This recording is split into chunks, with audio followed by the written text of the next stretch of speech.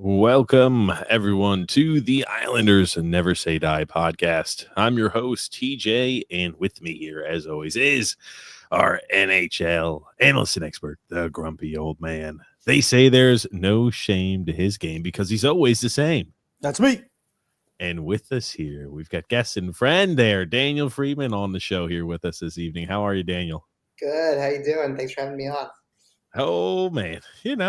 Islanders got to win tonight. Thought that there was a chance that we could find a way to blow another third period lead to keep that historic blown third period lead, run going. But we found a way to close it out. So that was kind of nice. That was kind of nice tonight. Yeah.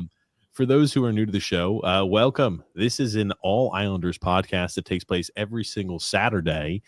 Usually it's around about 4 to 5 p.m. Eastern Standard Time. Now, the game was taking, place right during that time frame. So we determined to go on after the game and about an hour or so after the game. Give us a chance to get ready, prepared, everything, all the good stuff. So if you're new to the channel, if you're new to the podcast, there's a few things that I encourage that you do. I encourage that you, first off, subscribe on YouTube, right? So you make sure that you don't miss out on any of our future videos. You get notifications when we go live in case there's ever a need for an emergency podcast or anything like that. You'll get those updates. The other item here, too, that you want to make sure you do is make sure you like the video. If you like the podcast, if you like the video, it lets myself, the grumpy old man, know that you like the content that we're producing. And the other item that's also important, too, it helps the algorithm, helps tickle the algorithm. It helps get this podcast out to the masses. We also do have one more piece of general housekeeping. We have an all sports podcast that takes place. That's tomorrow. So every single Sunday. And again, that's around that 4 to 5 p.m. Eastern Standard Time. Now, Grumpy, I think we're going to be no show tomorrow. It's just going to be you and X. The lovely Paige will be on call. So probably no show for us tomorrow, at least for me. So, but usually we're on every single Sunday, 4 to 5 p.m. Eastern Standard Time, around that time frame. And we just talk anything and everything sports. It's myself, the grumpy old man, and magnificent son X, just talking anything sports. That's NHL, NBA, MLB, college athletics, like college football, college basketball, you name it, we talk about it. And again, you can find that in the link in the description below, or you can find it there on YouTube at TJ and the Grumpy Old Man. Now, Islanders win tonight. They beat the Carolina Hurricanes at home. I'd say a little bit of maybe a bounce back compared to what we saw against the Seattle Kraken just a few days ago. There's been a lot that's happened, I'd say, in the Islanders first off, the Islanders organization, and then the orbit around the Islanders organization. So those are teams like the Rangers, all the teams that kind of orbit around us to where we have some sort of concern, how things are going in that area. But there's a lot to talk about. First off, man, dead last in both power play. Yeah, new level of suck. We're dead last in both the power play and the penalty kill this season. 32nd in the NHL on both of those. And I thought, hey, tonight, maybe we'll be able to improve upon that. Can I just say something? Good. It is impressive to be that bad in both the penalty kill and the power play. It's truly an accomplishment. Yeah, I'll say that. I mean, and again, tonight, our penalty kill kills only 1 of 3 power play opportunities. We have 2 power play opportunities, nothing to show for it. We're awful. We are hideous on the power play, and our penalty kill is equally as bad. I don't know what you can expect from a team like that. We're dead last in both the power play and the penalty kill. So what you're saying is we're not good on special teams. That's an understatement. And what I'll mention here too is Daniel. We've linked in the description below all of his social media, so his Twitter on that side. So when we're having a conversation. If you like some of the ideas, or even if you think, man, these are some hot takes or whatever it is from Daniel, the best place to find him is on Twitter. That's where he's known to kind of stir things up a little bit every once in a while. Well, first off, guys, let me go ahead and ask, what do you take away from this week? When we look at it in a whole, I think I thought 2 very winnable games this week, and one game that I thought would be the toughest, which was the Carolina Hurricanes. We come away from that game with a win. Go ahead, Grump. I believe we were going to go 1-1-1. I said we beat Montreal. I said we would tie against Seattle because Seattle always gives us trouble, even though we're better than them. And I guaranteed we'd lose to Carolina.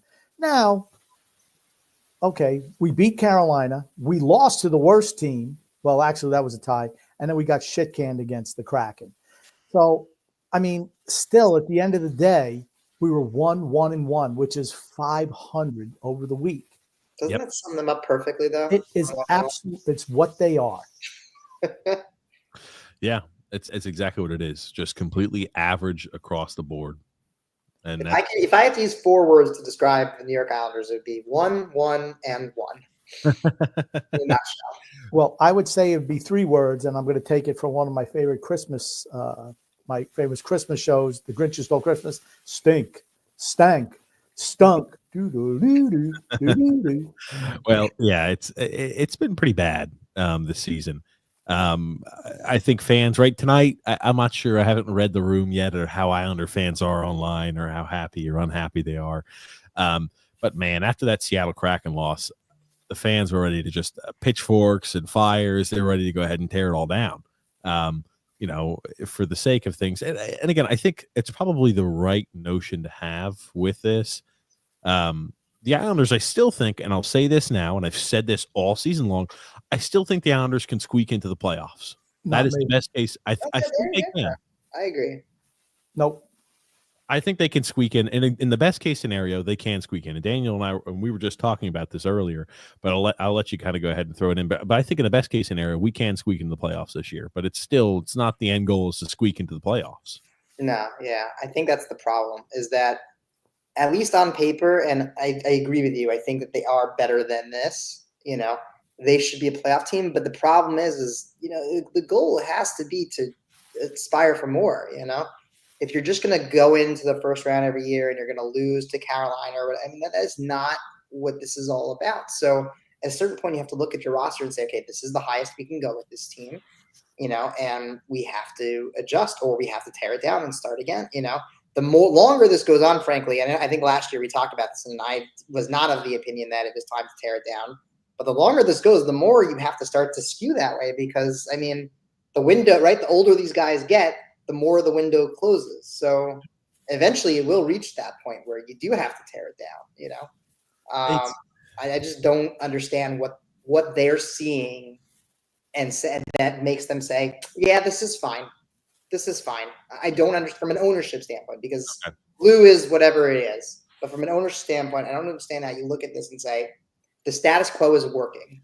I don't get it. I don't get it. From the ownership standpoint, I think it's pretty clear. Ownership is how do we keep as many dollars as possible, as many seats filled as humanly possible, and we're not even really doing that well. The stadium was empty tonight. It was empty tonight. Yeah, they go hand in hand. That's the problem. If you don't win, nobody's going to come. Yep. Especially now that you have a fancy arena and the ticket prices are more expensive. You better win. Yep. Or be entertaining. One of the two. Or be entertaining. Yes. They're neither. We're 30th in the NHL in goal Like scoring. my dad likes to talk about this, okay, because he's a Habs fan. He's like, I'll tell you what, the Habs still kind of suck, but they're fun to watch. They got Suzuki, they got Slavkovsky, they've got Lane Hudson. There are guys there that are really fun to watch. And he said, so I don't mind if they lose because they're fun. There's legitimate hope for that team too, even though again they're struggling, and I don't think they have the right coach, perhaps. And again, Marty St. Louis, just because he speaks French, I guess he's got himself a lifetime appointment, or until Patrick Waugh gets shit canned, and then he heads to Montreal.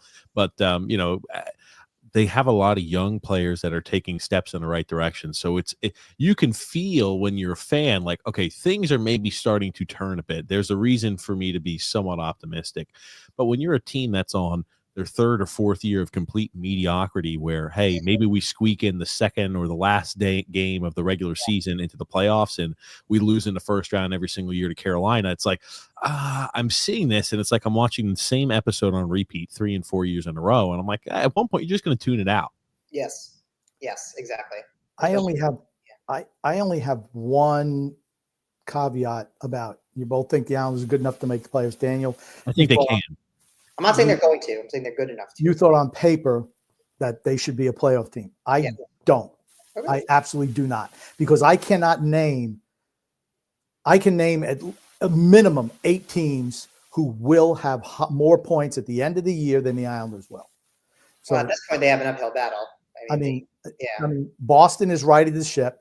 Coach had to go. All of a sudden, they're on a 4 or 5 game winning streak. Washington has been better than everyone thought they'd be. Except for me. I knew they were going to be good. You could just tell. The Rangers are going to be fine. The Rangers are in trouble. The Rangers are getting rid of Trouba. That's addition by subtraction. All right. I don't know what happened to them. They are in trouble. That's even more disappointing than the Islanders, because they were supposed to be great. Remember what happened with the Florida Panthers? They won the President's Trophy the year before. They take a little bit of a step back in the regular season, but you see the postseason results are there. They just paid the goalie. They're going to get Shesterkin happy. They just got a nice big paycheck coming his way. Yeah. It's like, just like it's. And here's the thing too. I don't know if you happen to watch that Trouba interview when he was leaving. Guess what? You could just tell he was a cancer. He was a cancer in the locker room. They had to. I never understood why they made him the captain in the first place. It made no sense. I mean, it was about as bad. You could just tell, it's like things. He just was disgruntled the entire time. When you have guys who are disgruntled, unhappy with the situation that are weighing in, it's just going to be bad chemistry across the board. It's addition by subtraction getting rid of him. And when you're the captain, that permeates through the whole room. He knows, and everyone knows, they were trying to offload him this summer. Right. Now, he didn't want to. They should have cut him then. Honestly, they should have waived him then. Yep. But how does that look? Yeah, how does that look when you wave your captain right off the bat like that? You know what it says? We're here to win. We're not here to be buddies and friends. We're here to do whatever's best to allow our team to win in advance. He was still pushing that tired old narrative. Well, I picked my family over the team. Well, dude, this is your career. Don't complain, because as soon as they put your feet to the fire, you caved. It's like if you're in a go ahead, Grump. You caved in immediately when they said, well, you can either get traded here or we'll waive you. Well, okay, I'll take the trade. That's what they should have done. They should have done that in the summer. Yeah. That's what they should have done. He was not great last year. He made way too much money. It's amazing to me. Well, not really. Maybe as an Islander fan and watching Lou Lamoriello operate, it's amazing that they were actually able to get assets back for a guy who had 2 years and $8.5 million of salary cap hit and not retain any hit and get a 4th round pick. I'm not saying the return was great, but you didn't have to give anything up, like a 2nd rounder or 2 2nd rounders for guys who make a lot less money. To me, it just shows Chris Drury knows what he's doing, and certain old bald men who look like turtles are just not able to. Yeah, I wanted to talk more depth on that. That's why I didn't want to put that too far out in front there, but we'll go ahead and jump into that if you want to. I don't want to revisit this back later, so we'll just go there. I just wanted to ask the both of you, since you both think the Islanders can make the playoffs, what team that's currently in a playoff position, meaning Florida, Toronto, Boston, Tampa, Jersey, Washington, Rangers, and who's the last one? Who's the last one? Standings. Don't worry, Grumpy. I'll put up the standings. If you who is not going to make the playoffs out of those teams? Which team do you think is going to fall? It's not who's not going to make the playoffs. I think it's what the Islanders could do, and that's the thing. It's what they could do. But I'll put this right, Nick. I do agree with Nick here. Actually, you can remove this here too. Yeah, I hope that Lou doesn't last the rest of the season. But just who knows? I don't think he'll be removed halfway through the year. Now, I'll put it like this, Grumpy. When you look at it, I think the Islanders can get hot. Historically, what have we seen every year from the Islanders of the last 3 years? We struggle in the first half, and the second half of the year, we play much better. And it's like, hey, we're doing everything we can, Grump, to go ahead and fight and get into the last day of the postseason. That's what we do, and our record's much better in the second half. And guess what? Because believe you me, I could see Beaky the Buzzard, even though we have expiring deals in Brock Nelson and Kyle Palmieri, if the team gives him any reason to add at this year's trade deadline, he's going to keep both Brock Nelson and Kyle Palmieri, and he's going to add to this roster. Book it now. If they give him any reason to think that, he's going to make a terrible decision for our team's future and just going to continue to just burn everything down. What team is going to collapse out of the teams in front of us so we make the playoffs? Because it's going to take a collapse. I know it doesn't look it, but I think Washington is the only team I see that really. Washington, they're the best team. And Boston. Now Boston also. Well, like I said, Boston will make the playoffs. They've absolutely righted the ship. They absolutely have. That coach had to go. Okay. You're concerning yourself, Grumpy, with who's here, who's there. We still have 50 games left of the season. I'm looking at the same teams that make it every single year. It's the same teams every year. And we're the same team that Boston is not as good. I don't know. To me, Boston is not as good as they were. You're acting like I'm trying to say that's the most likely scenario, and I'm not. I'm saying it is. They have an uphill battle, but it is a chance. I'm saying it's possible because guess what? The worst case scenario is if we add at the deadline and we still don't squeak our way into the postseason. I don't know. I'll be honest, though. I don't see how Washington is as good as they are. Like, you look at them, their goaltending is horrendous. I don't care what it is. Charlie Lindgren is mediocre at best, and Thompson is not much better. I mean, they got Ovi, obviously, and he's been out, but they've found a way to win. They have Dylan Strome. Great. McMichael stepped up in a huge way. Players, Chikrin, Carlson's old. I don't really get it. I got to tell you, I don't get it. Sandin helps create. Think about this. He's okay. But this is what happens. They're not great players. When you're a team, how many points does Rasmus Sandin have as a defenseman, and even Jacob Chikrin? He's having a good year. Yeah, that's what Chikrin's having a great year.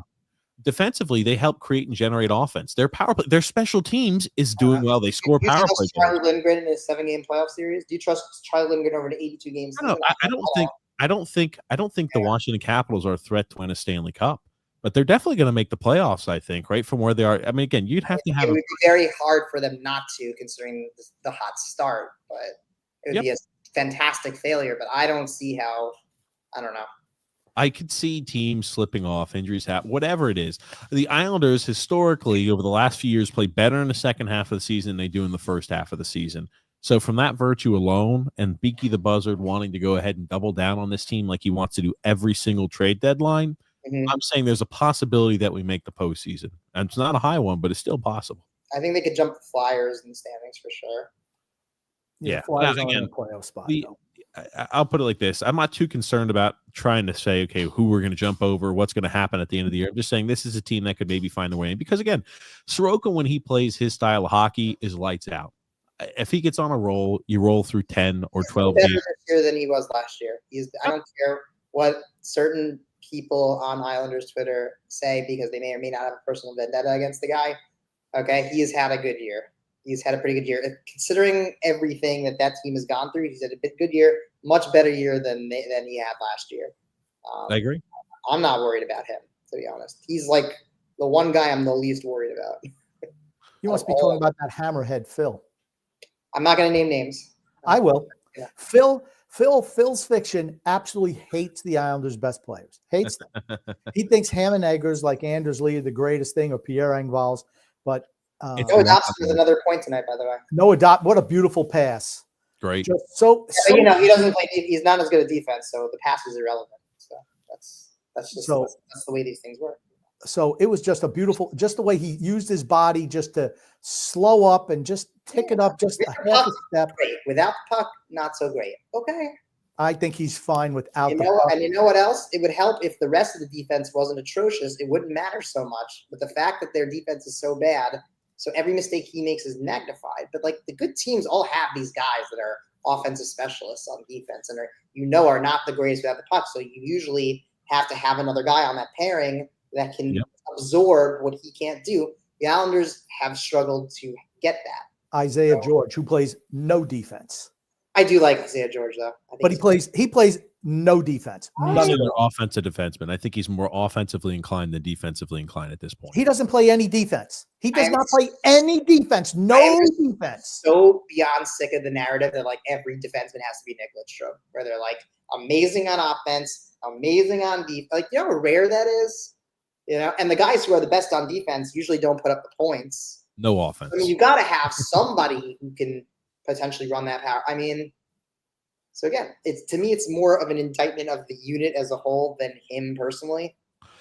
You know? He's got no hand in the pie at all as to why our power plays played poor. I mean, just when you look at it and look at the point production under Lane Lambert during the regular season last year, how the power play performed, and also how we just did just in general and how Noah Dobson did regarding point production.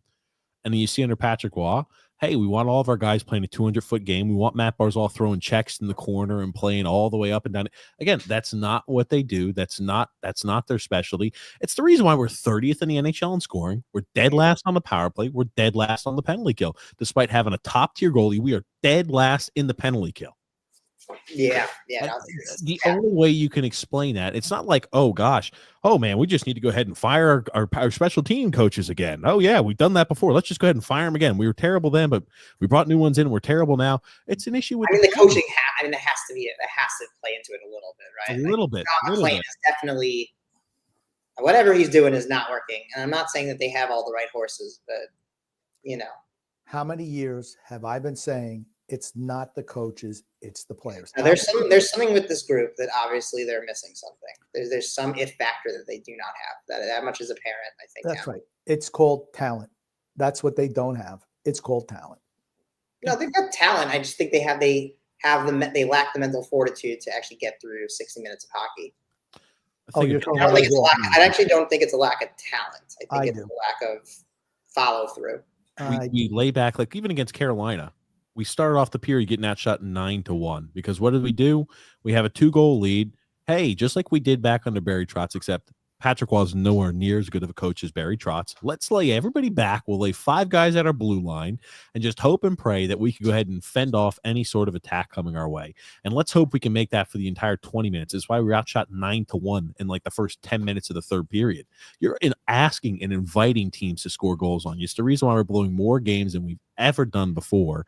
I feel like over this time period of Lou Lamoriello's GM, it's under Patrick Waugh. It's not like, oh, we've got injuries and that's the reason why. It's because we're playing sit back in a turtle shell and hope that we can fend everything off. Yeah, you know, Seattle game is a perfect example, right? It's like they get shelled and then all of a sudden they come out and they're like, oh, hockey, right? Forgot about that. And then they climb this score. Like they clearly have something, but the mental wherewithal is not there. And there's something missing with this group.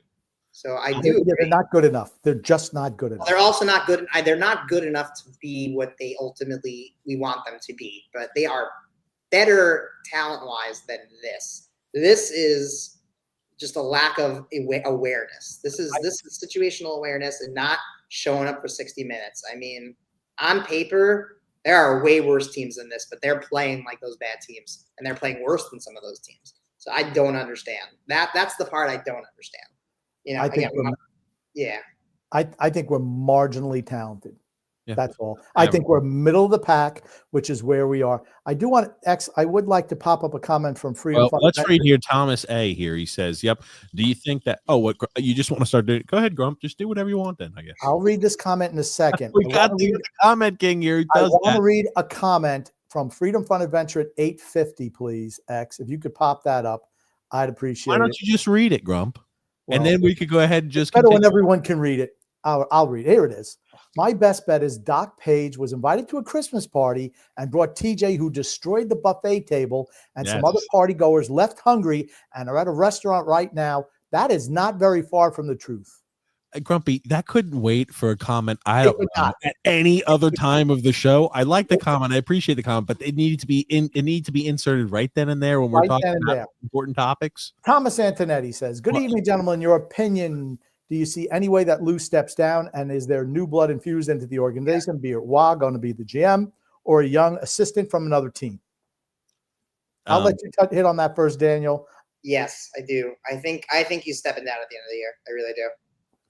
I think it will reach a boiling point. So whether he is asked to step down or not is a different story. But I do think that eventually, and you see the empty seats, ownership is not going to put up with this forever because now it's getting worse, right? I think even last year, people who were still sort of going to the games, they're not anymore. I think that something is going to change. I don't think it's going to be of his own will, and I don't think it's going to happen mid-season. But I think it's going to happen at the end of the year. I think it's foolish not to put him out on his ass now. And the reason they're not going to do it. They're not going to do it. It's so rare. It's so rare that a GM gets hired mid-season anyway. And let's be honest with them, it's not happening.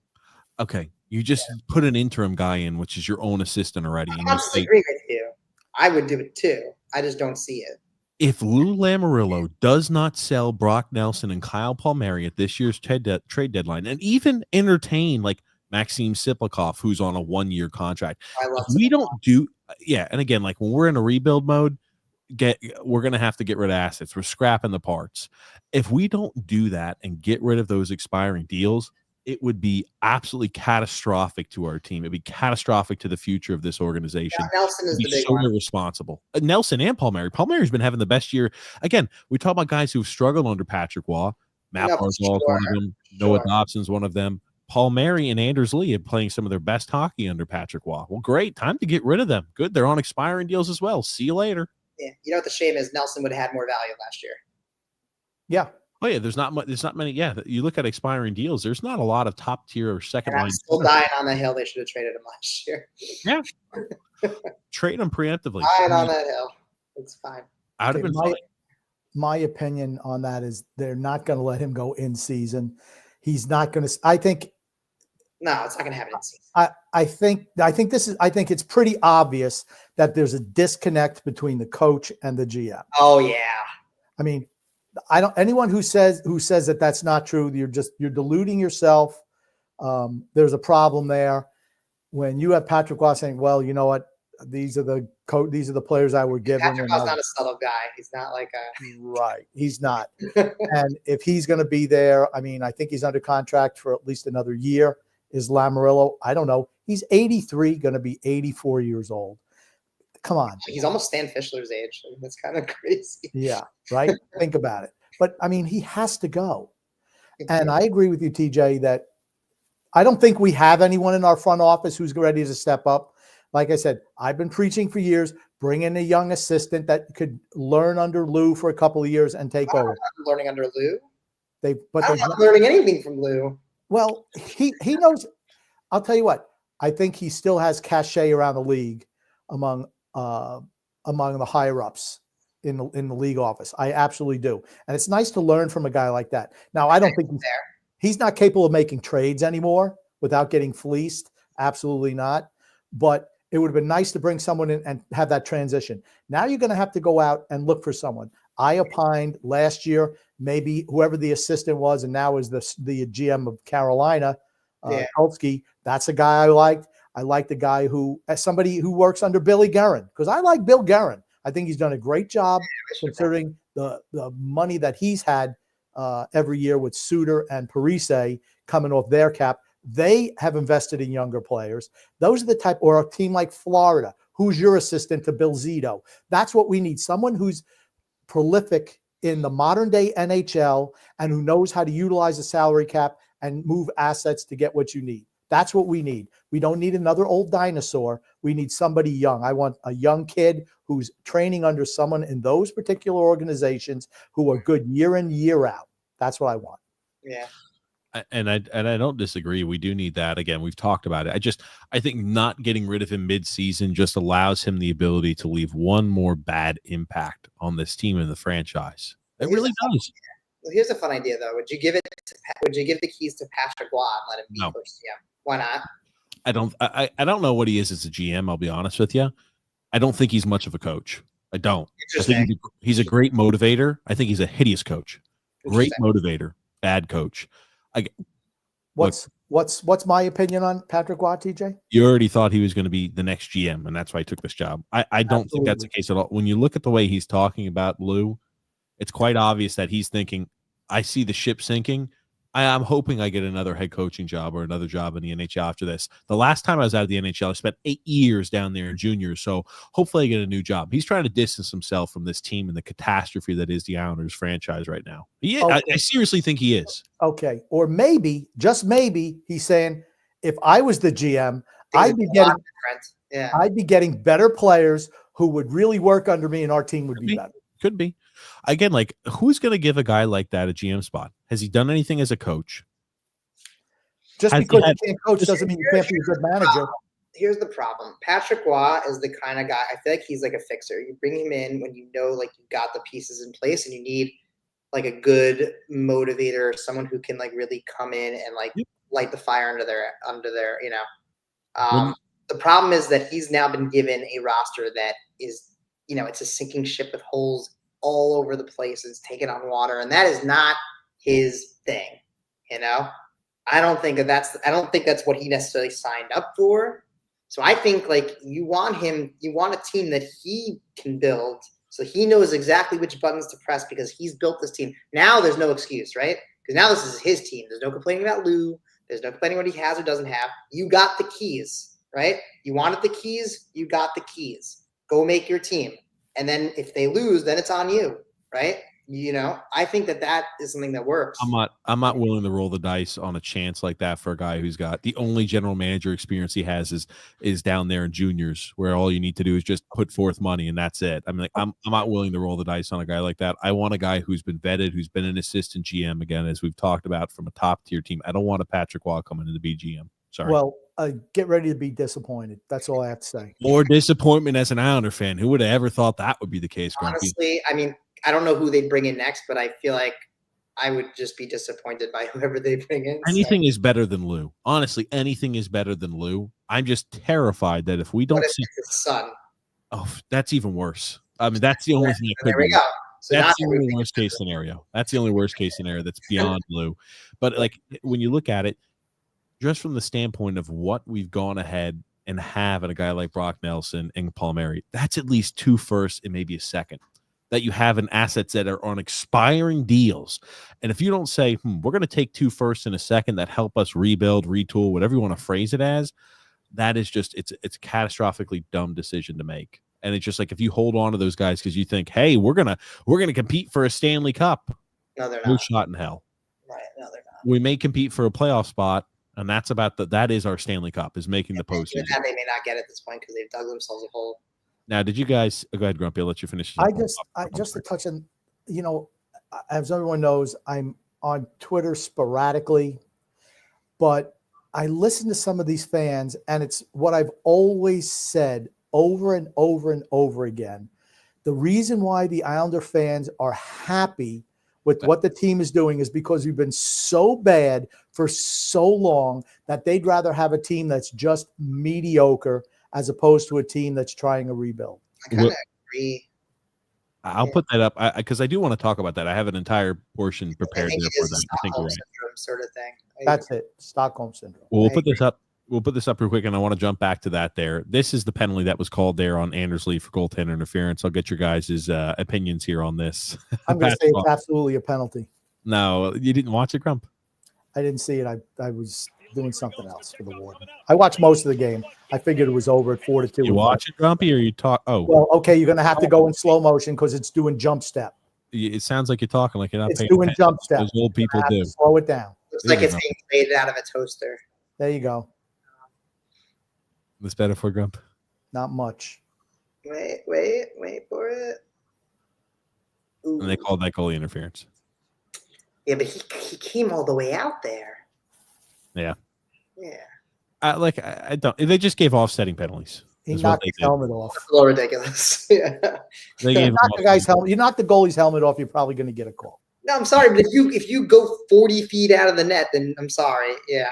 Here's the thing, though. They look at it like this. He didn't make contact with the puck. Anders Lee doesn't make contact with the puck. This guy recklessly throws himself out. He's out on a Hempstead Turnpike. Where is he going? Like, this is ridiculous. It's like, I don't know. I compare it with soccer. When the guy's got the puck and you go ahead and hammer him, you can't hit the goal. I don't know. They just, you don't see it very often, offsetting, whatever. But again, like the fact that we're up in arms about that, the Islanders are the least penalized team in the NHL.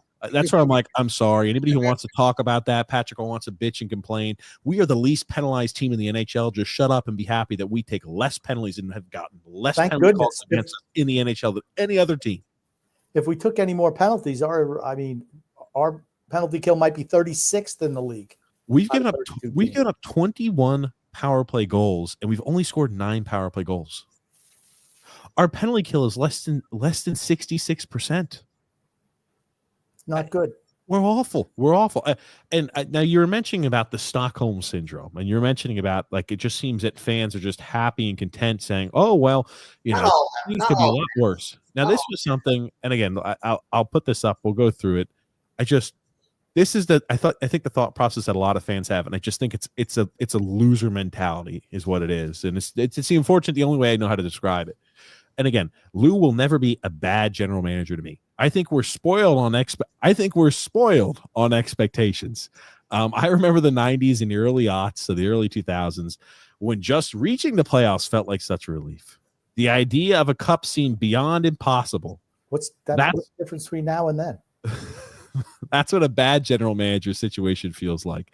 Is Lou the guy to get us to a cup? It feels increasingly like the ship has sailed, and the answer is no. And I'm way less bullish on defending him than I ever have been. But you're never going to convince me that a guy who has allowed us essentially to make the playoffs 5 of the last 6 years, including 2 Eastern Conference Finals runs, is a bad general manager. It's just not going to happen. You can convince me though that it's time for a change. What has Lou Lamoriello done to get us to those Eastern Conference Final runs? What did he actually do? So again, he inherited Garth Snow's team. That's the big thing, right? He inherited Garth Snow's team. He made a few trades. He continued to trade away our draft picks to add people at deadlines to help. Now, again, he brought in the big things he did was bringing in Sorokin and bringing in Barry Trotz. That was it. Those are the 2 big items that he did. Didn't Snow draft Sorokin? Yes, Snow drafted Sorokin, but he didn't have a contract worked out. But so I think I give Lou 100% credit for bringing Sorokin here to the United States, to Long Island, and having a deal signed with him. And I give him credit for bringing in Barry Trotz, and he brought legitimacy to this team that we have not seen in years. He gets credit for those. Can you name an impact player that he's acquired? Horvat. I don't even think he's much of an impact. What are Bo Horvat's numbers? Bad. In general. And here's the thing: Bo Horvat needs a creator to play with him. Okay. That's to me. I like Bo Horvat. I absolutely do. TJ hates him. I like him, but he's not a difference maker. He's just not. I don't hate him. I just think he's a guy who, for what we gave up the trade for and what we gave up to sign him, I just thought it was a bad contract to extend to a guy who's not a great skater, who is average to an above average player. Has anyone ever said Bo Horvat is the best player on our team? I think I also, considering what they gave up, I mean, the guys that they gave up have not been any good. Ratu's playing every night for Vancouver. They gave up a first round. How's he doing? He's got 3 or 4 points already this year, playing bottom 6 minutes at 22 years old, 21 years old. That's okay. So he's a 3rd or 4th liner. So okay. 22. So that's where Holmstrom was, right? That's where Holmstrom started out, was a bottom 6 guy. I'm just saying, I don't know. I hear you. I don't know. For me, I don't have an issue with the trade. I hear what you're saying. I think definitely this year he needs to be better.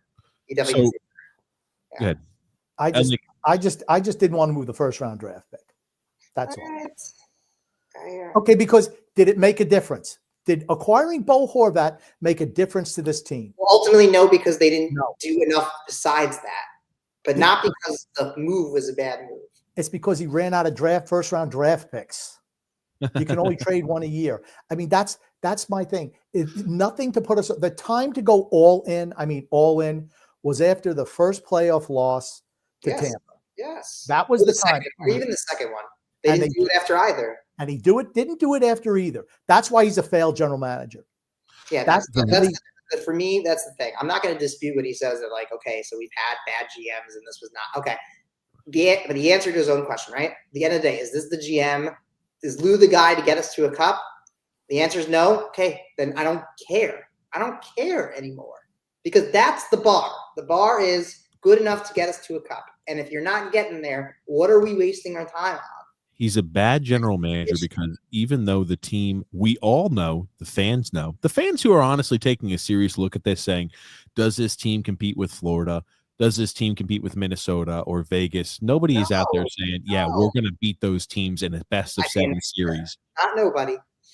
Yeah, well, no, series fans. I mean, like, I'm not talking about, the fans who just, they're Who's great? Hey, look at this. No. We might make the playoffs. Woohoo! Yeah. Like the people who are taking an honest look at it know that this team is not good enough to win a Stanley Cup. I mean, I've had a conversation, again, not naming names, but I've had a conversation with someone who once said that, the year Vegas won the Stanley Cup, that the Islanders would have beaten Vegas in a 7-game series.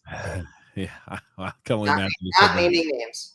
But when you look at it, though, the reason he'll be a bad general manager is because the team had no shot. After we missed the postseason, that's where I was like, okay, we missed the postseason by 16 points. Things need to change. We didn't. We started just doubling down on the same team, the same core. I believe in the core of this team. I believe in the cast and crew on this team. Just what he kept saying over and over and over again. You got to give him credit. He's going down with the ship, He continues to trade away more and more first-round picks.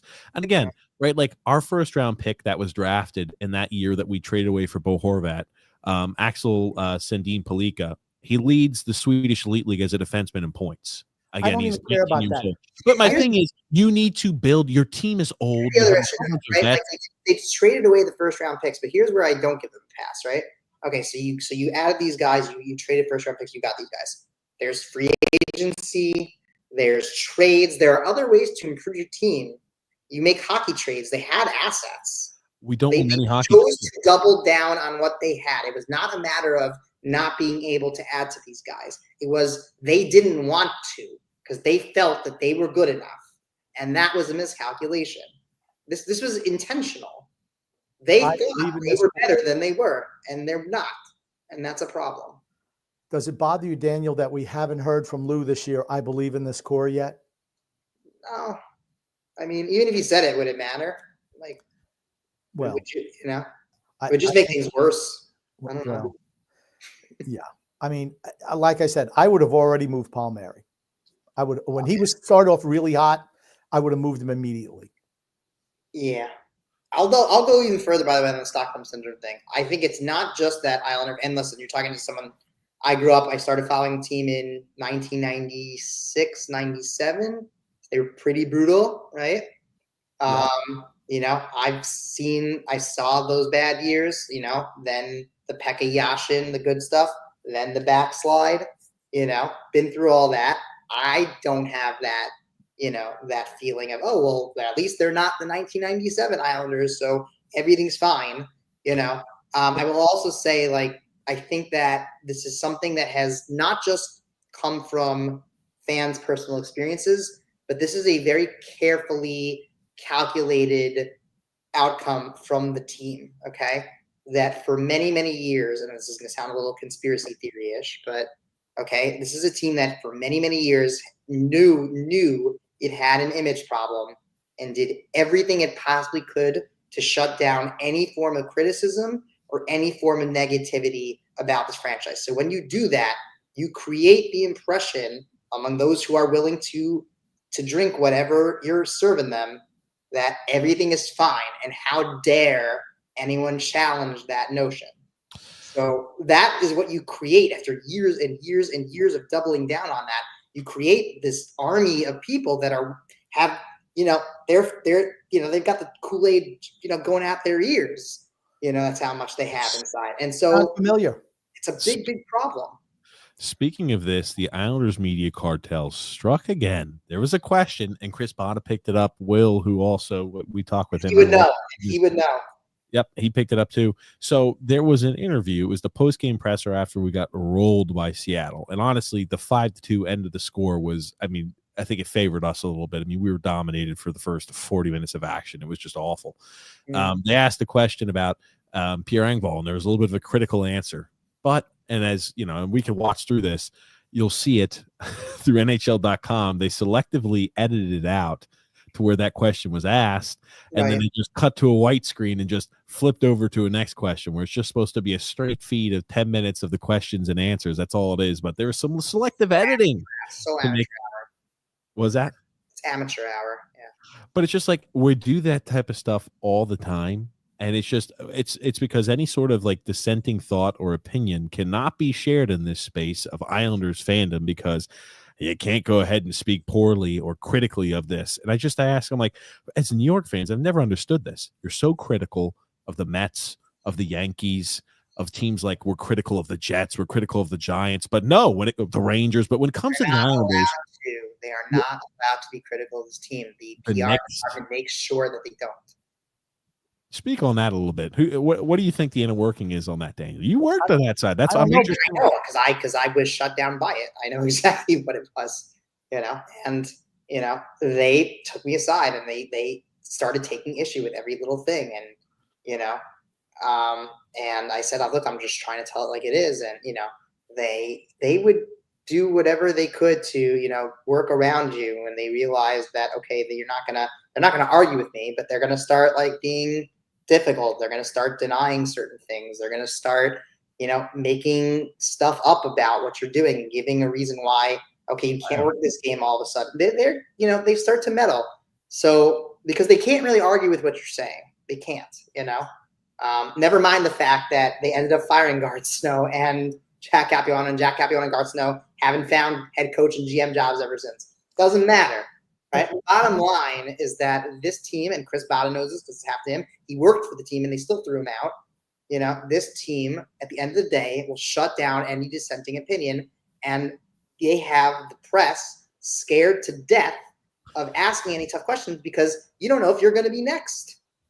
Right. And if that's your livelihood, then you really can't afford to get thrown out. I have always said the only person who could get away with being tough on them is Andrew Gross, the only one, because that is the hometown paper. He won't do it. Well, that's on him. We've had all these Newsday guys over the year, and none of them have ever been tough. And Staple is the closest it's come. Yep. Look what happened to him. I would argue he got a promotion. Oh, there you go. I mean, but yeah, you're right. I mean, it's one of those where it is upsetting. I mean, I think at least what I've seen online is the fans are more upset and they're kind of starting to think, okay, we are just repeating the same exact cycle year after year after year. It's unfortunate it took 4 years for us to realize this. And we've mentioned it, as soon as we missed that playoffs for the first time by 16 points, like we need to recalculate as to what's going on. We just continue to roll the same thing out there. I do think, right, just to make it just so apropos, I do think we could squeak into the playoffs and get killed by Carolina again in the first round of the playoffs. I do think that would just be fitting to top off the rest of Lou's tenor. And then I could also see him not trading away Kyle Palmieri and Brock Nelson, maybe offering him long-term extensions. That would be the great way to end Lou's experience here on Long Island, just putting the final nail in the coffin. Why can't he attempt to trade Anders Lee, who's playing as well as he had in many a year? Great question. He can. You can retain half the cap hit on him too. If it's like, why? If the Rangers didn't have $8 million worth of cap hit for 2 years, and they got assets for this guy who cannot play defense. Anders Lee is playing better than Jacob Trouba was. His best hockey in years. Why not?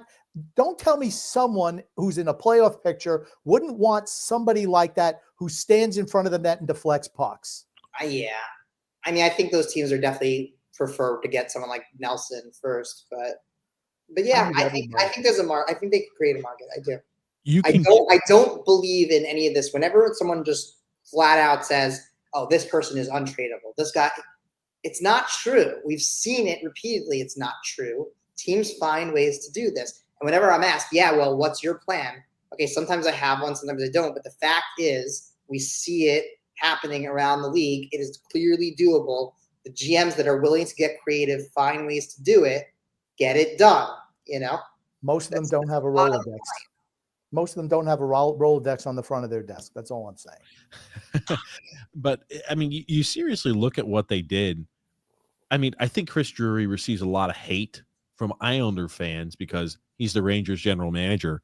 Yeah. But man, oh man, I'm not saying he's the greatest GM of all time, but what he's done as a general manager from the Rangers has been truly special. It really has. Good moves. Yeah. Yeah, and again, I think, and I thought Andy did a good job. Good old Andy Francis, grumpy old man. He did a good job of summing it up. Think about this: the first playoff run, they added Vetrano and Andrew Kopp. The second one, Patrick Kane and Tarasenko.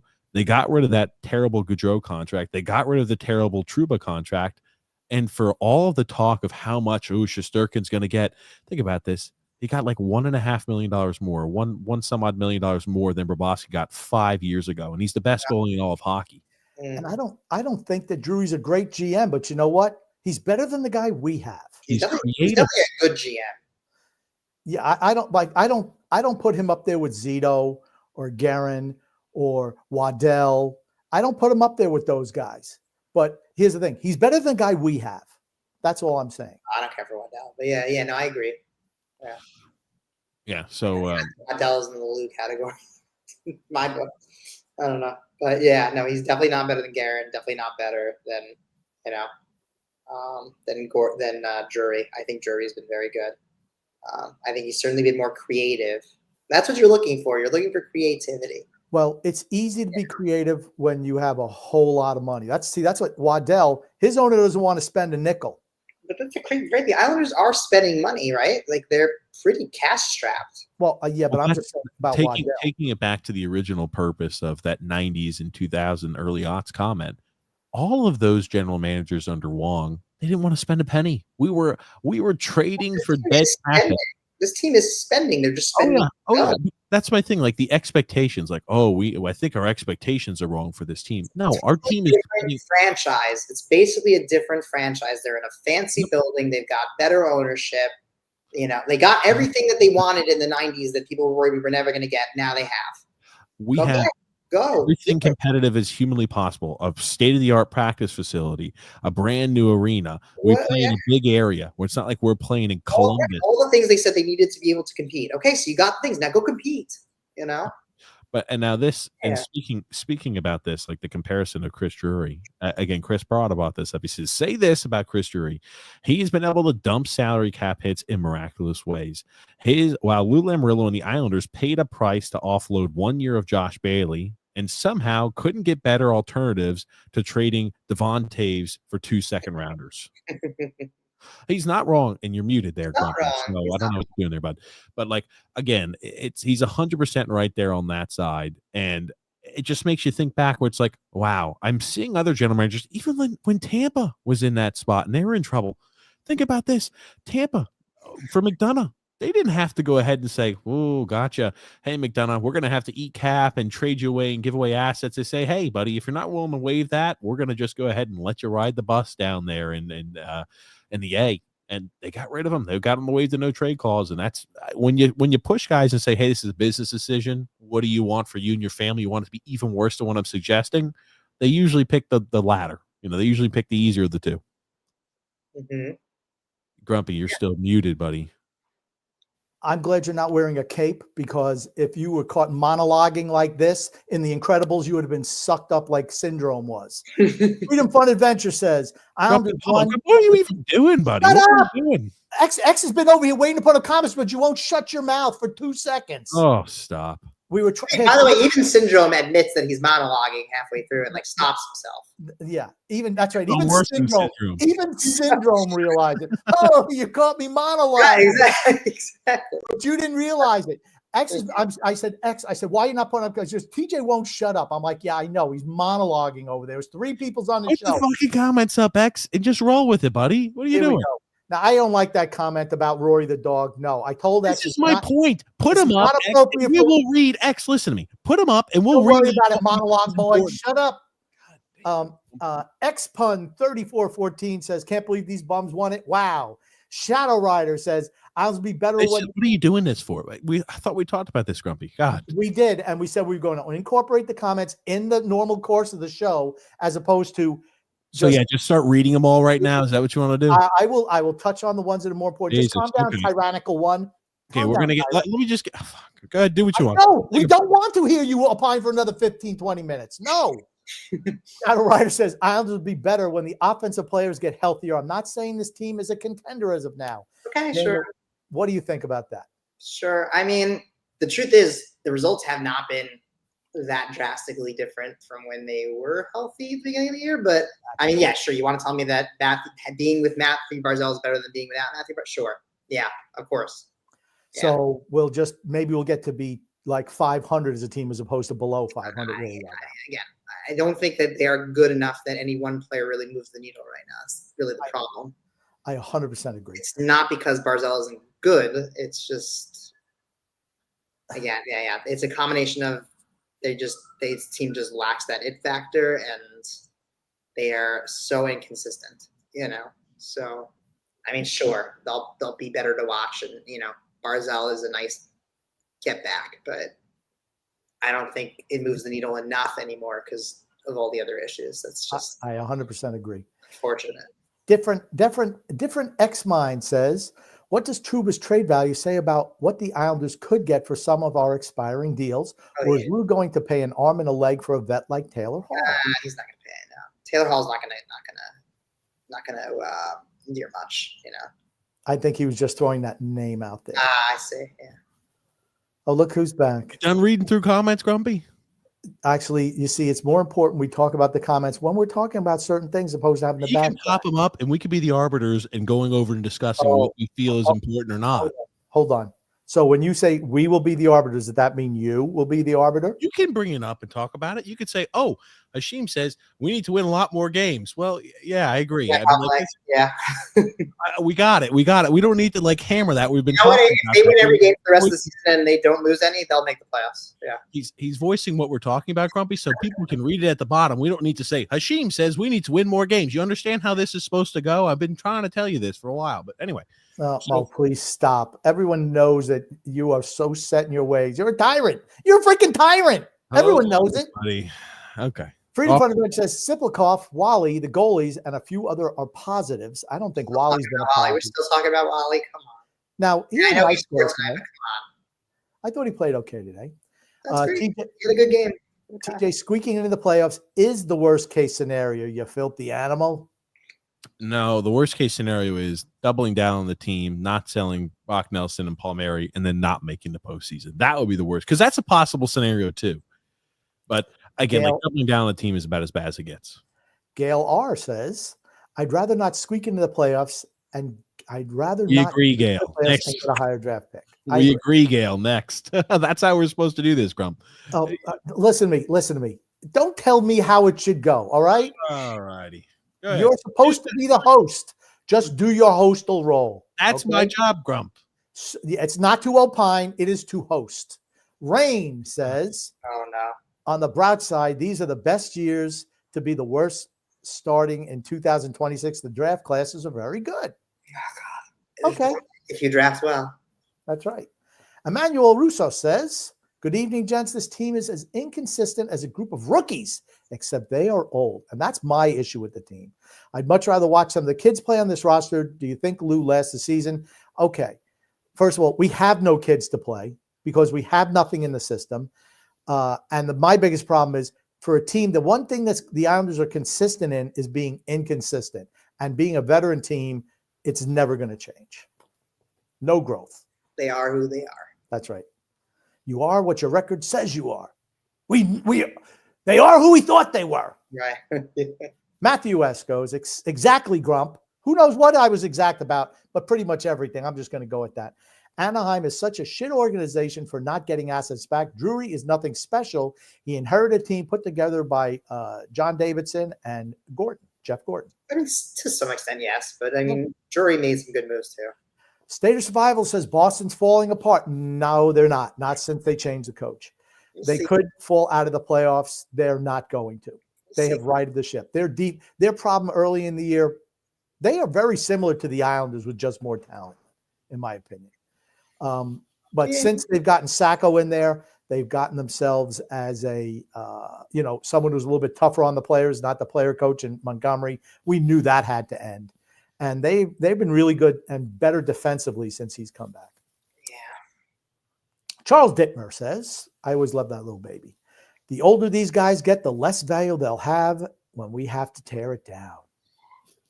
Now, see, worst case scenario to me would be if they re-sign Nelson and Palmieri. to long-term deals. That's worst case scenario. Huck Meta says the Flyers are in. No, they're not. Sorry. Declan says best case scenario is Brock balls out, performs in the Four Nations tournament. Did he even make that? Yes. Wow, I'm stunned. He'll be a fourth liner there. And we get a great return at the deadline. I saw a Rossi Nelson idea out there. Something of maybe Mike Rossi, how the Wild about with how the Wild are doing. Okay, I don't know. Declan. By the way, just back to Philly for a second. Did anyone see what Torts ranted? Did anyone see Torts' rant today? What did he do today? He was complaining about, I guess, like there were some dives on the other side, and he said maybe you should, you should watch it in your time. But he basically said maybe we should start teaching our players how to dive. Maybe that is part of the game now. Like a whole rant of that. It's fantastic. He's got the only problem with him. He's got a really short shelf life. Yeah, he does. He's a Keenan. Yeah. I'm surprised they're even 500 this year. I really am. Yeah, I love Michkov though. He's fun to watch. Yes, he is. He's really good. No, where did they get him? Was he 12th overall pick, something like that? Yeah. The draft. Amazing. Matthew DiBernardo says, "What's up, Dan? Good win tonight. Pajot and Sippy Cup stood out all game. Dobson had a solid game as well. Another critical 2 points tomorrow night." Is that his official nickname now? Sippy Cup? That's pretty solid. I actually like that.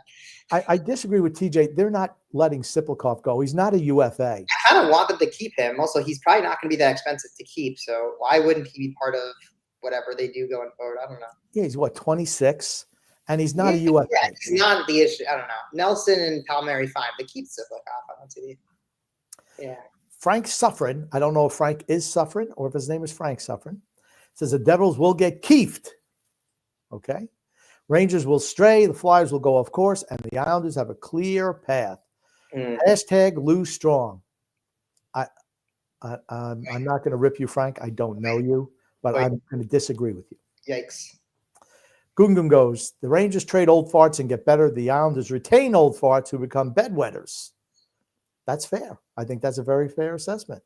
Gungun also adds, Daniel, who do you have more belief in this holiday season? Lou Lamoriello or Santa Claus? Yeah, definitely Santa Claus. Santa Claus. Definitely. And I'm Jewish. Freedom from Adventure goes, Islanders have talent. Lack mental fortitude? Yes. Soft? Yes. Doesn't skate well enough? Yes. They lack standards and consequences. It's nice that they win to them, but it's not a burning desire and a must. Well, that's the cul-de-sac crew mentality. Thanks, Suffern adds, hot take, the Islanders end the season with more points than the Edmonton Oilers. Well, considering the Coilers don't exist, I would agree that the Islanders will have more points than them. I think the Coilers will. Yes, 100%. I think the Coilers will have more. Well, it's awesome. Charles Dittmer goes, if we're in a playoff spot, Lou will trade our first-round pick in another good draft year. That's a fireable offense. Yeah. In my opinion, that's a fireable offense. Yeah. Frank Kaplan, East is so bad the Islanders will get in the last playoff spot. Buffalo, Ottawa, the Pens, Flyers, and Wings all suck. Okay, but they're not the teams that I'm worried about. They're the teams you're worrying about, and the East is definitely not bad. I don't think they're great, but again, it's the same 8 teams ahead of the Islanders. Yeah. One of them is going to have to implode in our division. Yeah, no, and our division is good. Frank Suffern adds, was Martin active tonight? Didn't see him in any of the highlights. LOL. Sitting on the bench. There were some highlights like at timeout. You saw him sitting on the bench. TJ, would you like to do an ad read at this point in time? Oh, do you want me to? Well, yeah. You can do whatever you want, buddy. I don't care. I mean, just again, like usually we'll have like things structured the way we want. We can go ahead and jump into our ad reads. We got 2 ads to read here today. First is from DraftKings. The 2024-2025 NHL season has that new car smell, and the action is heating up at DraftKings Sportsbook, an official sports betting partner of the NHL. It's super easy for first-timers to get started at DraftKings Sportsbook. Try betting something simple like picking a team to win. And if you're new to DraftKings, listen up. New customers can bet $5 to get $150 in bonus bets if your bet wins. Download the DraftKings Sportsbook app now and use the promo code THPN. Again, that's promo code THPN for new customers to get $150 in bonus bets if your bet wins when you bet just $5 only at DraftKings Sportsbook. The crown is yours. Gambling problem? Call 1-800-GAMBLER. In New York, call 877-8-HOPE-NY or text HOPE-NY 467-369. In Connecticut, help is available for problem gambling. Call 888-789-7777 or visit ccpg.org. Please play responsibly. On behalf of Boot Hill Casino and Resort in Kansas, 21 and over. Age and eligibility varies by jurisdiction. Void in New Hampshire, Oregon, and Ontario. Bonus bets expire 168 hours after issuance. For additional terms and responsible gaming resources, see dkng.co/ftball. NFL Plus premium offer available only to new and former NFL Plus subscribers. Additional NFL Plus premium terms at nfl.com/terms. We also have an ad today to read from Game Time. You've heard us talk a little bit about Game Time before in the past. Again, it's a ticketing app there that allows you to kind of go ahead and find, if you're looking for tickets to a sporting event, to anything like that, they also got like live music, entertainment, things like that. It's a great way to go ahead and purchase those tickets if you don't go ahead and buy them directly through the source.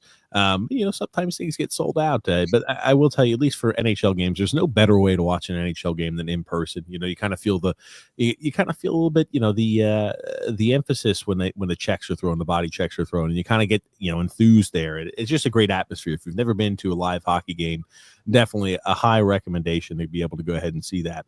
But a good way to go ahead and do that is by purchasing those tickets there through Game Time. I tell you, they've got there the Game Time picks, which makes curation even easier to save, again, on like sports, concerts, comedy, theater, entertainment, etc. They've got their all-in pricing. We've talked about that before. It's really nice. So when you're purchasing a ticket, you don't have to worry about saying, okay, what's the fee that Game Time's going to charge me? What do I have to worry about this fee and that fee?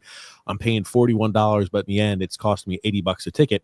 Again, the all-in pricing gives you 100% transparency when you're picking it out. So again, there's no surprise fees when you're checking out. You get sold on a seat, sold on an event, and you got to restart back over. Again, also gives you the seat view. So, in that panoramic view. So when you purchase it, hey, is my view obscured by something, or do I have a good view for the game? So that's always important too. And they also have the lowest price guarantee, or Game Time will credit you 110% of the difference. Game Time ticket coverage, again, so your purchase is covered with the most flexible customer service policy in the ticketing industry. Takes kind of the guesswork out of buying tickets when you purchase there with Game Time picks. Download the Game Time app and create an account and use the promo code THPN for $20 off your first purchase. Again, terms apply. And again, create an account and redeem the code with THPN for $20 off. Download the Game Time app today. And what time is it? It's game time. Game Time. So in other words, with Game Time, like when you see Islanders tickets like for 50 cents, but then with all the fees, it comes to like $50 and 50 cents. It's nice to know ahead of time what you go. What do you think those empty seats were going for today? Couldn't tell you. I mean, there was a lot of fans disguised as empty seats today. That's all I have to say. Yeah. Becoming a troubling pattern. Very true. Frank K says the Devils are interested in Palmieri for veteran presence. I like a deal of Palmieri back to the Devils. You want to know why, TJ? Because it serves two-part purposes. It's going to bring the Devils back down to earth for certain, and it gets him off of our team. No, I think it's a good deal. I mean, like the Devils, help. He's a good player. He's a good player. I think it would help him out. He's playing really good hockey right now. It would help him out. Yeah, he deserves to play for a winning team. Yeah. Yep. And again, like holding on to him in any capacity, which is when is the last time Lou sold at a deadline? I mean, what the first year he was in charge of Toronto? I mean, like you have to go back decades or decade plus. I'm just not trusting a guy like that to sell at this year's deadline. Leaving him in charge is just an absolute catastrophe waiting to happen. You're just going to be set up for more disappointment and failure if you leave him in charge. You know what we have to do, by the way, after the deadline or around the deadline? You got to have me and Phil come on, and we're going to have a debate. About what? About the deadline, either before or after, when they either do or don't do what they should do. So I know, I'm sure Phil wants them to go ahead and double down on the team. I'm willing to bet. It's tough to pin Phil down. He's like a freaking eel. And just when you have him, he'll just shift the conversation in some other direction. It's his true.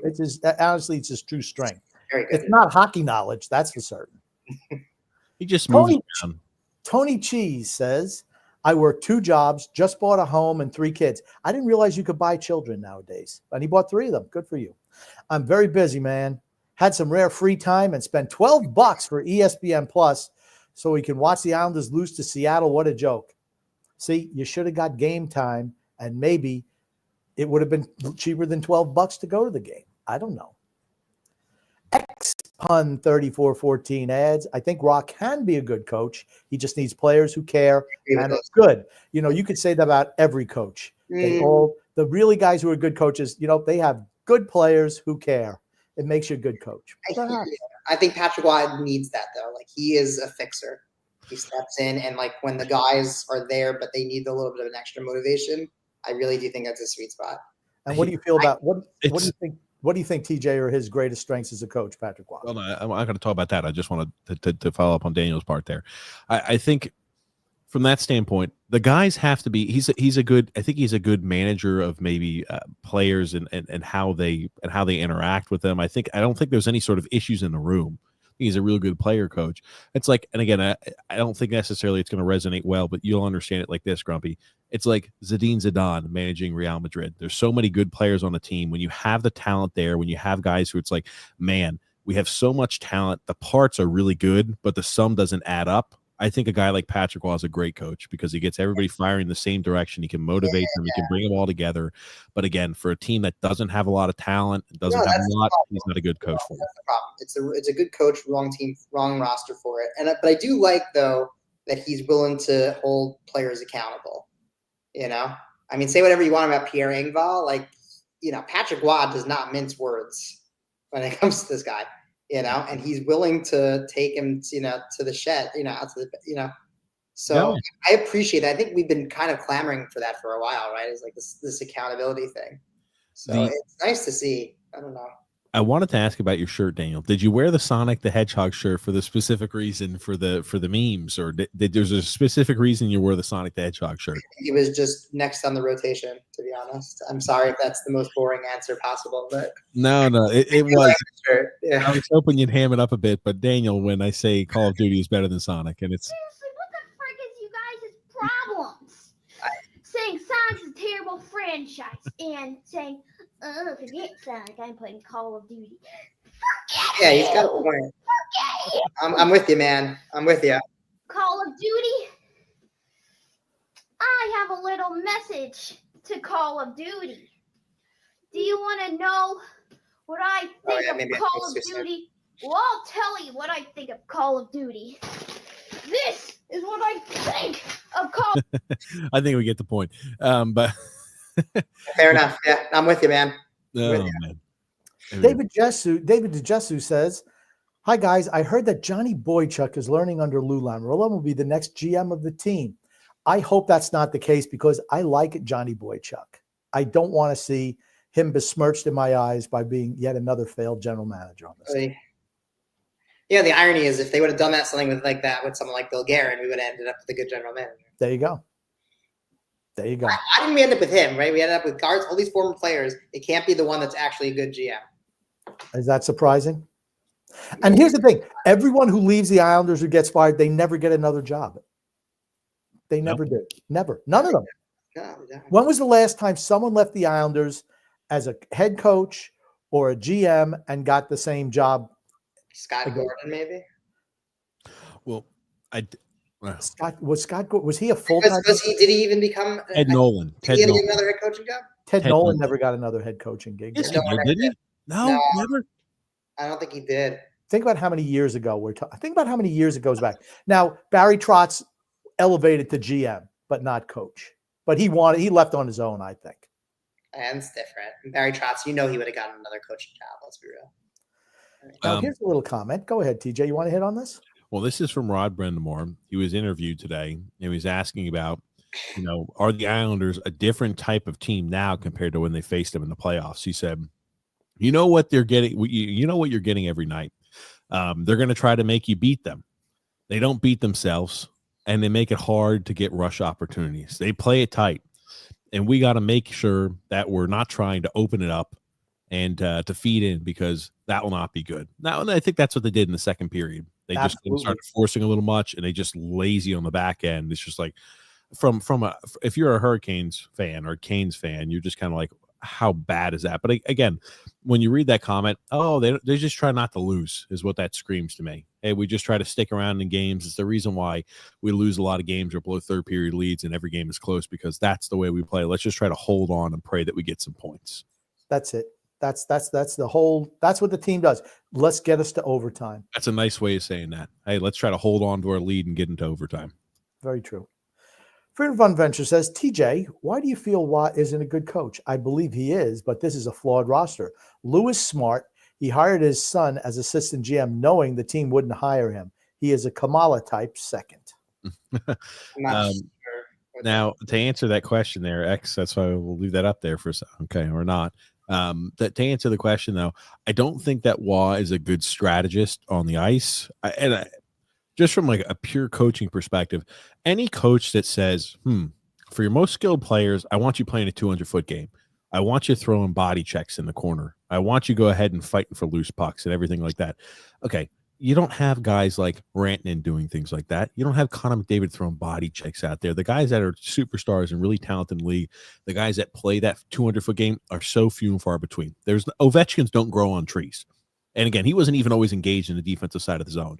The reason you have them is because they're so unbelievably special at what they do, which is provide offense.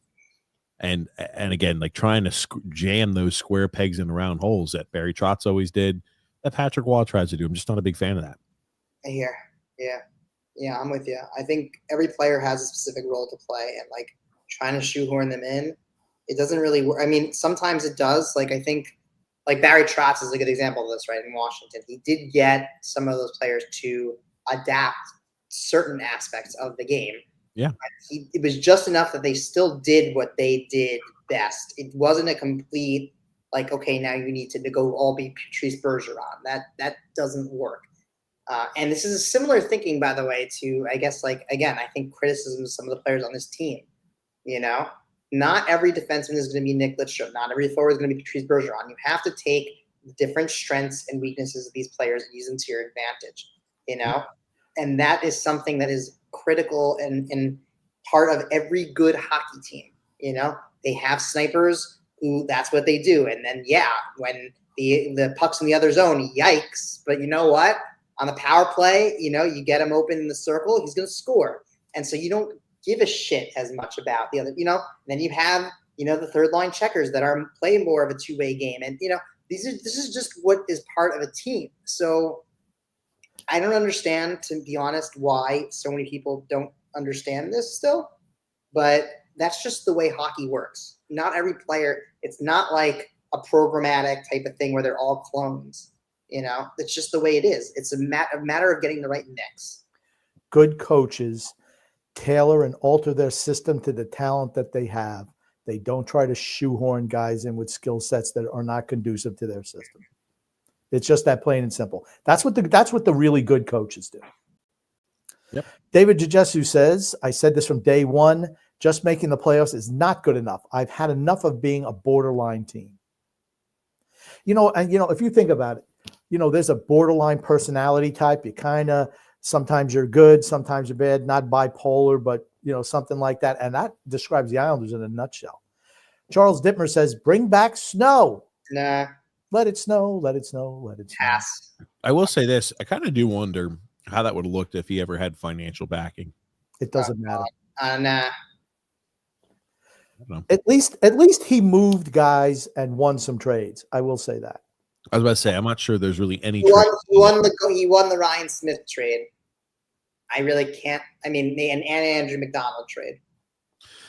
The only one I could think that he lost was the Thomas Vanek. That's the only trade I could think of.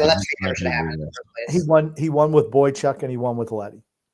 Absolutely. Yep. Oh, I'm sorry. I'm Boychuk and Leddy. Those were good trades. Matthew Sklaroff says, Horvat has been on a milk carton. Let's hope the goalie scores gets him off the milk carton. Can only hope. Yeah, good game tonight. Played well. Huck Meta says, Ratu's sitting some nights as Suter's in the mix. He's good at the dot, better than McLean. It doesn't matter. He's a fourth liner. Doesn't matter. That's how I look at it. Nothing special. I'd rather have Bo Horvat. I think it's just the entirety. I mean, like, you're just trying to make sure. I know. We've discussed. Yeah. Here you go. We'll put this up there. Lee deserves to play his way off the island. I don't think he wants to leave.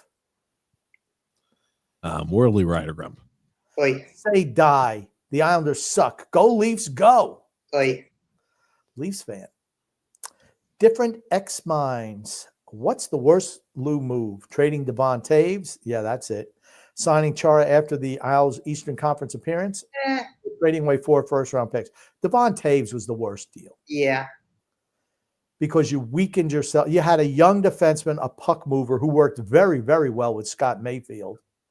And you gave him away for peanuts. He signed a 4.5. Was it even full 4.5 years? $4.5 million for 4 years. That was a bargain deal for him. I mean, they didn't. Yeah, I think in their defense again, Devon Taves kind of stepped up his game after he left. So I'm not sure from that standpoint because I was not a Devon Taves fan at the time. I was. Really honest, I was wrong about him too. I'll admit that as well. But I was not impressed with him as an Islander on the whole. So I kind of thought, and they kind of thought that they had a surplus in puck-moving defensemen. So I sort of get that. In hindsight, it's obviously a bad move. But at the time, I sort of did get it. Y'all can look back in the archives at my epic rant on that particular deal the night of. Yeah. Worldy Rider goes, grand piano, green screen, needs to relax. That's me. Yeah, I mean, I forget. Now, when you look at it, that last playoff run that he was on, that 22-game playoff stretch that they had for the Islanders, he had 10 points, too. Again, he was averaging almost half a point a game. Yeah. Oof. Yeah. Tony Cheese says, I like when Grumpy tries to impress the guests. I try to impress everyone, Tony Cheese. Very impressive. There you go. See? Drew says, honestly, would not mind trading Siplikov as well. Could get a nice haul as well. Why would you trade a guy that that has no? Why do Islander fans want to get rid of every good player that is in their prime and is not part of the? I don't understand this. Do you want to be good or not? I don't want to be good. I want to be bad so we can be good. I know, but you know what I mean. Everyone who could be possibly part of the solution needs to go. Everyone knows my dislike for Simon Holmstrom. Prior to this year, I think he's been better this year. But even before this year, I said he's not a guy I'd look to move because he makes no money. Mm. He could be part of the solution because he's young. It's the older guys I want moved. It depends on what. If I'm Lou, it's irresponsible if I'm not listening to every single offer that players have on any player. That's Noah Dobson. That's Romanoff. That's every single player that's on your roster. You need to be listening to every single trade option that comes your way.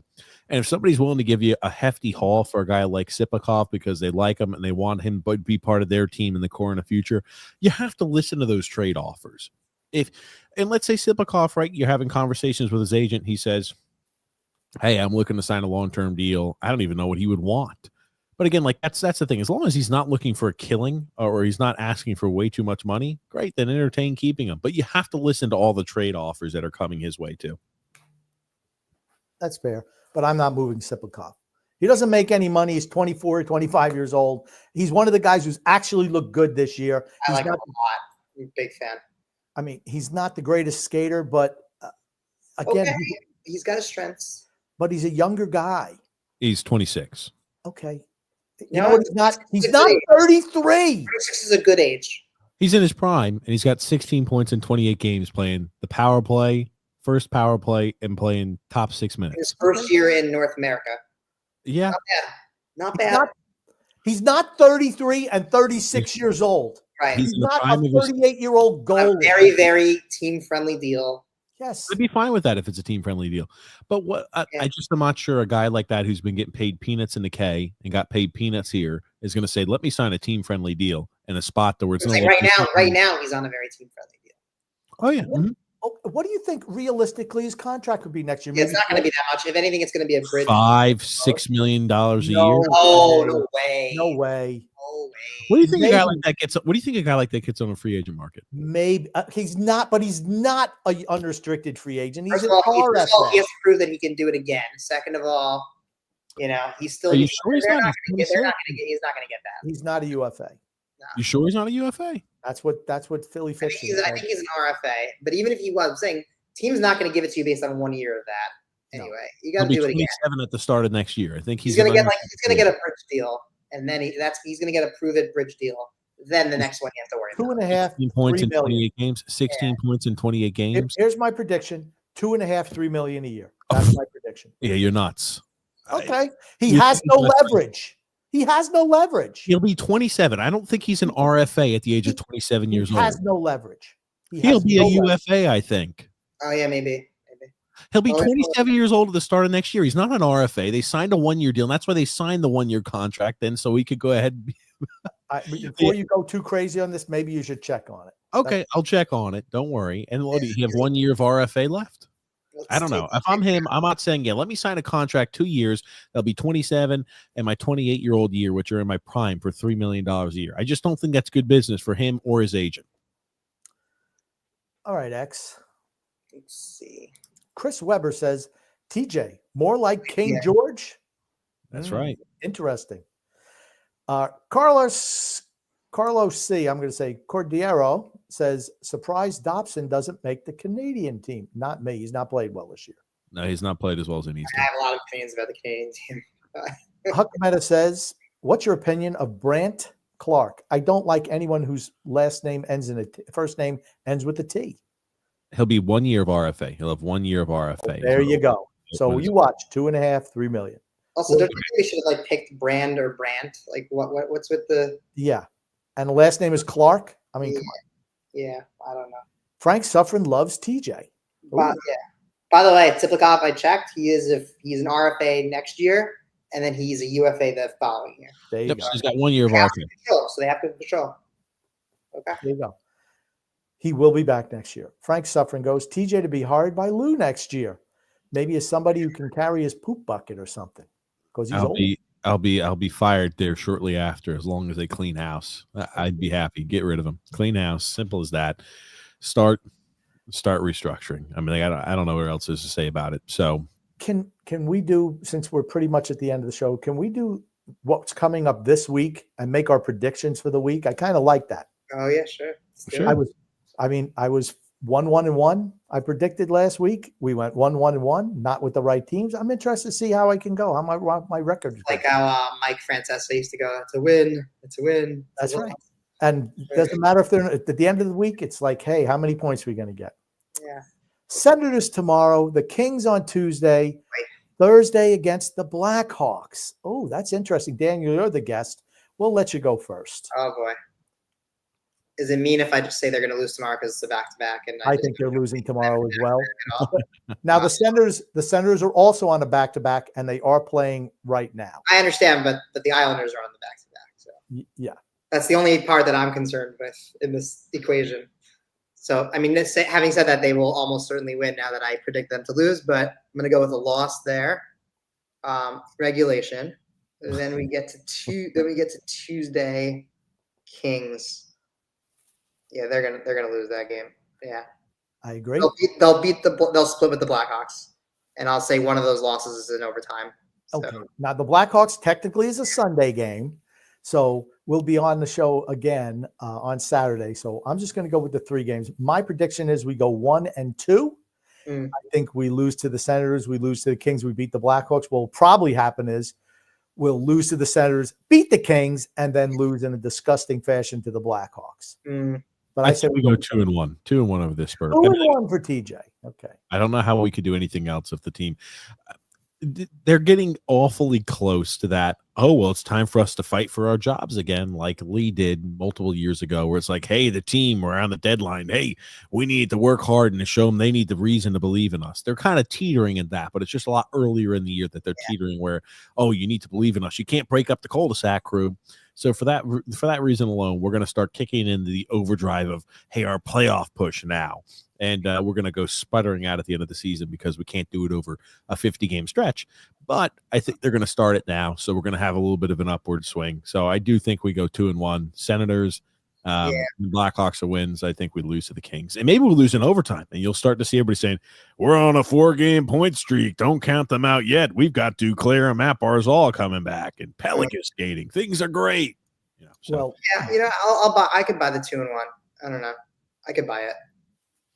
Yeah. I can say good news for the Islanders tonight is, as of right now, in the Metro Conference, we are in 11th place.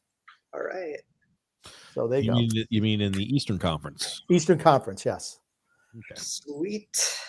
And I think in our division, we are in 7th place. No, I think we're in 6th. That's what I was seeing. But anyway, yeah, we were because we jumped over Columbus and we jumped over Pittsburgh. So no, Pittsburgh's ahead of us. Oh, they just win tonight? Pittsburgh stinks. They just must have won tonight. Okay. They must have won tonight. I'm looking right now. They beat Toronto.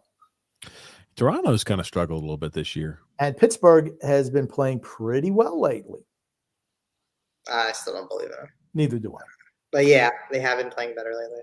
Oh gosh, it just again, the Metro is just a whole bunch of slop of teams that are right in the middle of no man's land, and a few teams are out at the top. Do you want to know somebody who's playing really well for Pittsburgh recently?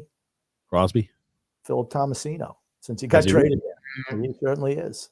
As a 4th round pick, it's all it costs to get a guy like Philip Tomasino. What's his numbers, Grumpy, since he got moved? I don't know, but I know he's scoring goals. Hold on, how do you know he's playing well, Grumpy? If you don't, because I watched a couple of the games, it seems like he's scoring all the time. He's played 5 games, has 4 points for him. Well, that's better than he was doing. He's on Crosby's line? I think he's on 3rd line, actually. Oh, wow. Let's see. I'll do a quick check here because I have something pulled up which gives me the line combos. He is right now. He is on. I'm sorry. He is. Where is he? Oh, I don't know where the heck he is. Maybe I'll pull it up, Grumpy. Don't worry about it. Okay. All right. Well, we can figure it out. All I know is he's been playing well since he got traded there. Yeah. You know who I was watching? I was watching Pittsburgh the other night. You know who looked good? Anthony Beauvillier looked good in that. He did look good, but he always looks good for spurts. In spurts. He has so much talent. I don't understand what happened to that guy. He had so much talent. It's a shame. Yeah. Damn shame. Is what he is. Yeah. Yeah, I tell you. And again, he was part of that move away there as well. Did he play? Tomasino's on the 2nd line with Malkin and Drew O'Connor. There you go. On the 3rd line with classic Penguins. Isn't that where he should be? That guy is, by the way. Like he's probably going to have an all-star season. Shouldn't he be on a scoring line though? Yeah, I mean, like when he was playing in Nashville's awful, and Barry Trotz is a terrible general manager because he doubled down on an old team. I remember when I watched them, you could tick a clock back to the preseason show where I said I watched them live. I said that team is awful. I mean, they could just watch them, you could tell, and they added a whole bunch of vets. Everybody's over the age of 30. They just getting skated circles around, and it wasn't going to work. Grumpy was still holding out for Nashville. You finally ticked the clock on saying Nashville. I really am surprised. I'm surprised. Although I did get a nice tweet tonight saying that Siplikov is better than Marchessault and Stamkos combined. I'm going to go ahead and disagree with you.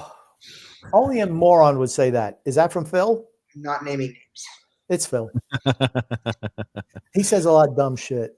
I love Phil, but he's just trying to gaslight the fan base. When you talk to him offline, he's much more rational, but he's absolutely gaslighting the fan base. Yeah, it's anyway. The thing is important though is that less fans start showing up to the games, so that it hurts the dollars of ownership, and then we finally get a change. That's what I'm looking for. And again, the one thing I'll say about a rebuild, it's not guaranteed to work. I understand that. I know that this isn't working either. Yep, that's my point. I know for a fact this cannot work. I don't know for a fact that a rebuild cannot work. If they get Connor McDavid. Yeah. Yeah, I mean, you're going to have to suck. You're going to have to be bad for quite a few. I mean, it's going to be bad. A rebuild, honestly, what the true look of a rebuild is 7 to 10 years before you're even competitive again. That's not true. That's not true.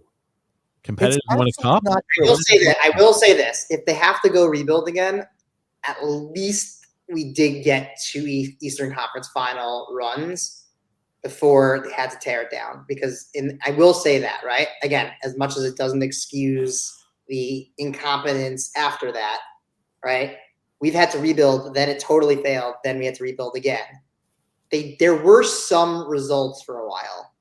It was on a path, and they reached a nexus point where they could have added to that, like we've said, and they chose not to, and that's why they stalled, right? But there was a path at one point, and they did have some good results. They just needed to do more, and they just never did. The Islanders have good results. They had to have a worldwide pandemic that shortened seasons. Okay. Yes. I mean, listen, but twice in a row, I don't know. To me, you make it twice in a row, it's not a fluke. Were they ever going to be Tampa? No, but they were the real deal, I believe. They needed to do more after that. They chose not to. That was a mistake. Technically, the first time we made the Eastern Conference Finals run, we weren't even in a playoff spot, but we were able to win the play-in game because of, again, like the COVID short. The better teams should have found a way to knock them out then. Sure. Well, I think it helped us that we took a 2-month-long break for a team that was playing very trot style. That's what I mean. Like, we were out of a playoff spot. No, it definitely helped them. But we were out of a playoff. We would not have made playoffs in that first COVID season if they didn't stop the season, because we were in a tailspin and we were ninth. Yeah, I agree. But the bottom line is you get in and then you get there, you deserve to be there. I think looking at it with hindsight, though, we could say that those, I'm not saying they're scam runs, but when you look at it, it definitely helped that we broke the season in 2 parts. It allowed our guys to get played their own division. Listen, there's lots of arguments, and there's arguments over the years you can make. You can argue the Devils wouldn't have won the Stanley Cup in 94, 95 with the shortened season, without the shortened season. There's things throughout, and you could argue the Tampa Bay Lightning, both their Stanley Cups are kind of have asterisks, right? Because they were COVID seasons or whatever. There's definitely lots of arguments you can make with that stuff. I would say the fact that they were able to do it 2 years in a row proves that they were the real deal. The Devils won multiple cups around that same time frame, and afterwards, yes. But I'm saying, the first one was a lockout shortened season. Yeah, and then how long? There's always going to be that argument that they were knocking on the door. They were knocking on the door for a while. I'm not disagreeing, and they were a hell of a team, and they destroyed the Red Wings. But I don't think, and like even for Tampa, I don't think there's an argument against it because they made the Stanley Cup Finals 3 years in a row. So they had the 2 shortened seasons. They won both. And then the next year, the full year, then they went to the Stanley Cup Finals, but they didn't win. I'm just telling you, there are people that would argue that there's an asterisk. I'm not one of them. But I would argue there's asterisks next to the Islanders, but not the others. Okay. Yeah, I'm going to end this argument by saying the reason why the Islanders are not a great team is Josh Bailey was on it. So there you go. Yeah. That's true. That's true. So, Daniel, as we're kind of wrapping up the show here, let me ask you this. What do you want in an ideal scenario, what do you want to have happen for the Islanders the rest of this year? A likely scenario. I don't want you to say, hey, everything aligns and we would go on, we win every single game, win a Stanley Cup. But in a likely scenario, what do you think, what would you like to have the Islanders do here the remaining portion of the season? I'd like to see the beginning of a transition. I would like to be honest with you, I don't know if it's productive for them to make the playoffs at this point because that's gonna delay moves that they need to start making. I think they need to recognize that the ride is coming to an end. I think you need to get lighter and start gearing up for the draft. That's what I'd like to see. I'd like to see that there is some sort of transition in place. I don't think they're going to fire Lou mid-season. But I think if ownership goes to Lou and says, look, this is the deal. You've got a few months left. Start selling off assets, and then we're going to transition to someone else over the offseason. I think that's what needs to start happening. There is no way to salvage this at this point, in my opinion. If they make the playoffs, it's just going to be ugly, and it's just going to delay the inevitable. At this point, they need to cut bait. So that's what I would like to see. I would like to see the beginning of that. And I would like to see some players continue to take steps, obviously. That would be nice. Let's see if Tsiplikov can keep up the play. Let's see if Sorokin can continue to bounce back like he has. Let's see if Dobson some of these guys can, really round into form because they've all had down years so far. That you still want to see, but get rid of Nelson, get rid of Palmieri. These guys are on expiring contracts. It's not in your best interest to bring them back. Start that transition. That is what I think is in the best interests of the team and the fans. 100% agree with you. It really is. And the team, it's good though that more people, and I think the sentiment online, I know Grumpy's not online, but Daniel, I think you can attest to this too. But I think the sentiment around the fan base is more and more heading in that direction too, which is at least comforting, where it's like, okay, for a while, it felt like Grumpy and I, and maybe a select few, were on an island with that school of thought by ourselves, and Grumpy was the first, and then I kind of joined shortly thereafter, and then we were kind of just camped in at the island, where it's like, I don't understand how people aren't seeing it this way, but it's good to see that more people, and I think more people online are starting to see it that way too, Daniel. Yeah, I would agree. I want to change my prediction for next week. We're going to go 1-1-1 again because we're 500. Tomorrow will be a tie. Then we'll lose to the Kings in regulation. Then we'll beat Chicago. And it'll probably flip-flop. It'll be the opposite. But I'm going to go 1-1-1. Why not? I mean, That's what we are. honestly, like you look at this, and that, you know, we'll say this here before we wrap up the show. When you look here at what we've had here of a schedule, it's kind of honestly disappointing that we've been as bad as we have over this stretch. The Sabres are a team that should be an automatic win. The Canadians should be a win, a loss in overtime. Kraken need to be a win. I wasn't expecting a win from the Hurricanes, but it's like you look at it, it's like, okay, I've got the Senators, the Blackhawks twice, and then the Kings. The Senators needs to be a win, and then the Blackhawks twice. Both of those games need to be a win. They're both the worst team in the NHL. You got to win both those games. Agreed. Because after this, you kind of start getting to some better teams. You play the Hurricanes again, the Maple Leafs, the Sabres, not much. Penguins twice, then the Maple Leafs twice, and the Bruins, and the Vegas Golden Knights. Oh, yeah. This is gonna be tough. The schedule gets quite tougher. That's why it's like when you have these lulls where it's like, oh, gotcha, we're playing Montreal and the Blackhawks twice and Ottawa and the Sabres. You need to be winning all of those games pretty much, but we're just average. I don't know if we're going to be average playing the Maple Leafs 3 times in 5 games and playing the Bruins and Vegas and Hurricanes again. I just don't know if we'll have an average record then. I think we'll probably have below average record around the Christmas/holiday season. True. Yeah. Grumpy, what do you want to say before we wrap things up here today? I want to say love and laughter to everyone who listens and even those who don't. From TJ, the grumpy old man, and Daniel Friedman, and in the background, the sensational Sun X. Thank you so much, everybody, for watching the show here this evening. This next Sunday, I think maybe we'll probably be going live after the game. I think it's a little bit of an earlier, or Saturday, I'm sorry. No game later. No game on Saturday? No. Okay, but it's going to have to be a later showtime. I'm thinking that probably around the same 8:30 time on that is what I'm thinking there for the showtime next Saturday. But thank you guys so much for watching here the show. Thank you for participating in. Thank you for the comments. We're working on it. We're going to get it to where it runs smooth and seamless. We'll have to start tinkering away with that. Thank you, Grumpy. Thank you, Daniel, for jumping on this show here this evening. Let's hope for a definitive direction for the Islanders going forward, because that's what we all truly want. And I think as fans we're clamoring for is some sort of direction, and ideally not a direction to nowhere. So thank you so much for everybody listening, and we'll be the guys next Saturday.